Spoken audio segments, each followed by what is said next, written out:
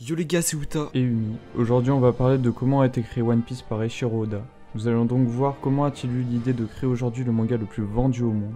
On va découvrir ça aujourd'hui, c'est parti. One Piece est un manga écrit par Eiichiro Oda, bon, plus besoin de vous le présenter aujourd'hui, sorti en 1997 et encore à l'heure actuelle le manga n'est pas terminé. Il y a 96 tomes qui sont sortis et 928 épisodes qui sont disponibles, c'est juste phénoménal. Pour ceux qui n'auraient toujours pas vu One Piece en 2020, c'est un shonen avec comme protagoniste principal Luffy qui veut devenir le roi des pirates. Et pour cela, il faudra trouver le One Piece. Il va former un équipage et partir à la recherche du One Piece qui est un trésor.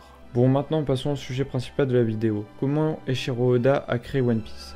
Tout d'abord, Oda est un très grand mangaka né en 1975. Il dit dans une interview que quand il était plus jeune, en regardant Vic le Viking, une réplique d'un personnage sur la mer l'avait inspiré. Et depuis ce jour, Oda a toujours voulu créer un manga sur les pirates. C'est au collège que Eiichiro Oda a dessiné son premier manga de pirates.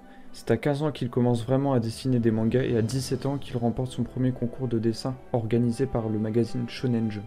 Après avoir abandonné l'université, il se rend à Tokyo en 1994 et devient l'assistant de 3 mangaka travaillant pour le Weekly Shonen Jump, notamment Nobuhiro Watsuki, le créateur du célèbre manga Kenshin le Vagabond. Quelques mois plus tard, il fait enfin sa première apparition dans les pages du Weekly Shonen Jump avec la deuxième version de Romance Dawn. C'est à partir de là que la carrière de Oda va véritablement commencer.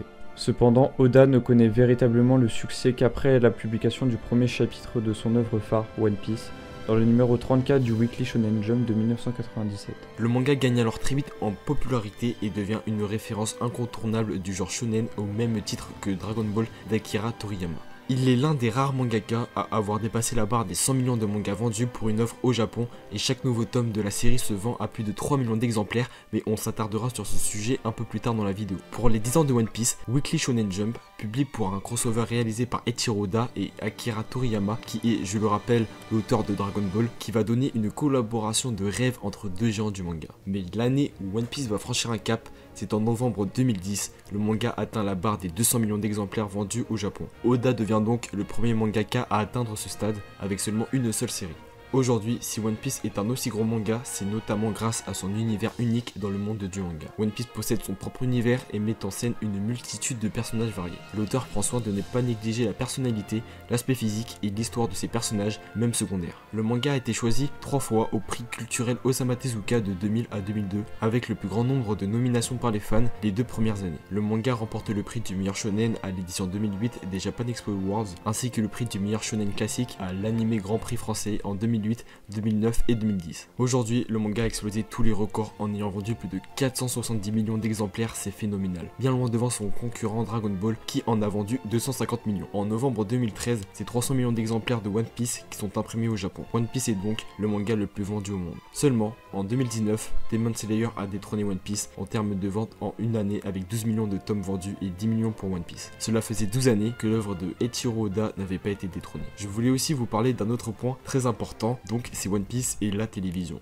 La plupart des scènes ont été censurées pour pouvoir passer à la télé. Aux États-Unis, il existe 2 versions de l'anime, une licenciée par Funimation et l'autre par 4Kids. La version licenciée par 4Kids est censurée de toutes parts, notamment les armes à feu sont remplacées par des pistolets à eau, les cigarettes sont soit supprimées, soit remplacées par des sucettes et la couleur de peau d'un pirate noir est modifiée pour laisser transparaître une couleur blanche de type métis. C'est complètement irréel. Cette chaîne est par ailleurs considérée par une grande partie des téléspectateurs comme celle ayant ruiné de nombreux animés japonais dont One Piece. Après 104 épisodes, le directeur du marketing des 4Kids annonce l'annulation du reste de l'adaptation de l'anime, heureusement d'ailleurs. Aujourd'hui, Eiichiro Oda le dit lui-même, il ne réalise pas l'ampleur que son manga a pris. Il dit qu'il y a eu plusieurs miracles et qu'il a vraiment de la chance.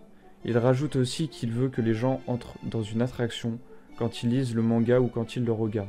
Nous allons boucler la vidéo avec une citation de Oda quand on lui a posé la question dans une interview pour savoir ce que représentait One Piece à ses yeux. Il a tout simplement répondu: une histoire que je pouvais aimer étant enfant. Quand je crée une histoire, je fais en sorte qu'elle soit accessible à tout le monde jusqu'à la fin. C'est tout le propos de One Piece. Et voilà, c'est la fin de cette vidéo. N'hésitez pas à liker la vidéo et à la partager, et surtout à vous abonner.